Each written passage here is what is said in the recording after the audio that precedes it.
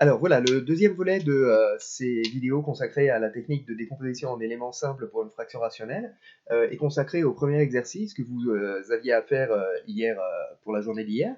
La fraction rationnelle dont il est question, dont on vous demande de trouver la décomposition en éléments simples, est celle-ci, donc 4x5 plus 2 sur x3 moins x.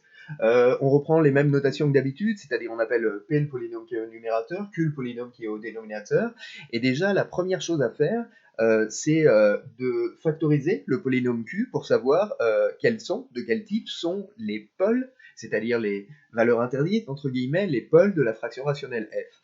Alors, de nouveau, ce polynôme-là, trouver sa décomposition en irréductible, c'est pas trop compliqué. x3 moins x, ça se factorise, ça s'écrit x facteur de x2 moins 1, et puis x2 moins 1, évidemment, c'est x moins 1 multiplié par x plus 1. Au bilan des courses, le polynôme Q, c'est x fois x moins 1 fois x plus 1. Ces trois polynômes-là, ce sont trois polynômes de degré 1, donc ils sont irréductibles dans K de x avec K, le corps que vous voulez. Donc ça, c'est la décomposition en polynôme irréductible du dénominateur, et ça permet de réécrire la fraction rationnelle f, donc sous cette forme-là, 4x5 plus 2, et le dénominateur dont on a écrit la dpi. Arrivé à cette situation, on pourrait se dire, youpi, c'est bon, on s'est ramené à la situation la plus simple de toutes, c'est-à-dire une fraction rationnelle qui n'a que des pôles simples.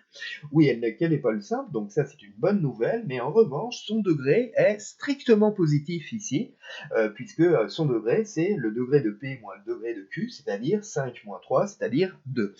Donc on ne peut pas appliquer dans cette situation directement le théorème de décomposition en éléments simples pour pouvoir affirmer que la fraction rationnelle s'écrit a sur x plus b sur x moins 1 plus c sur x plus 1. Il faut au préalable se ramener à une fraction rationnelle dont le degré est strictement négatif, et pour ça en fait ce que l'on doit faire c'est la division euclidienne de P par Q, c'est-à-dire la division euclidienne de 4x5 plus 2 par x3 moins x. Alors, j'ai rappelé juste ici comment s'effectue cette division euclidienne. Donc, quand on fait ceci, on regarde le terme de plus haut degré du polynôme P, donc 4x5, le terme de plus haut degré de Q, c'est-à-dire x3. Par quoi faut-il multiplier x3 pour obtenir 4x5? Bah, évidemment 4x carré, donc 4x carré fois x3, ça nous donne 4x5, le 4x5 qui est ici. 4x carré fois moins x, ça nous donne moins 4x3, celui qui est ici. Et on fait la soustraction de la première, on fait la première ligne moins la deuxième ligne, ce qui donne donc, alors les x5 disparaissent, on a tout fait pour, moins 4x3, donc 4x3 plus 2, le plus 2 que l'on reporte ici. 4x3 plus 2, c'est de degré 3, de même degré que ce par quoi on divise, donc on doit encore faire une étape dans la division euclidienne. Donc par quoi faut-il multiplier x3 pour obtenir 4x3? Évidemment, c'est pas trop dur. 4x3 fois x3, ça nous donne le terme qui est ici. 4 fois x3, ça nous donne le terme qui est ici. 4 fois moins x, ça nous donne moins 4x. On fait cette ligne moins la suivante. Les x3 disparaissent, on a tout fait pour, et il reste 4x moins 4x plus 2. Là, cette fois-ci, 4x plus 2 est un polynôme de degré 1, il est strictement plus petit que ce par quoi on a divisé, donc on est sûr que c'est le reste dans la division euclidienne de P par Q. Cette opération, la division euclidienne de P par Q, qu'on a présentée ici comme d'habitude, on peut aussi la présenter en ligne.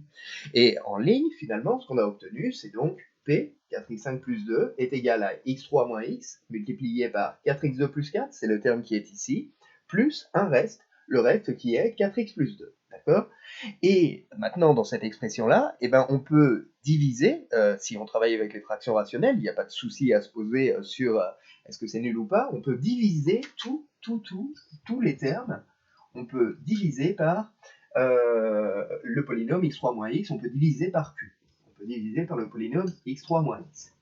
Et si on divise par x3 moins x, le terme de gauche, 4x5 plus 2 divisé par x3 moins x, ça nous donne la fraction rationnelle f. Ce terme-là, divisé par x3 moins x, évidemment les x3 moins x se simplifient et il reste juste 4x carré plus 4.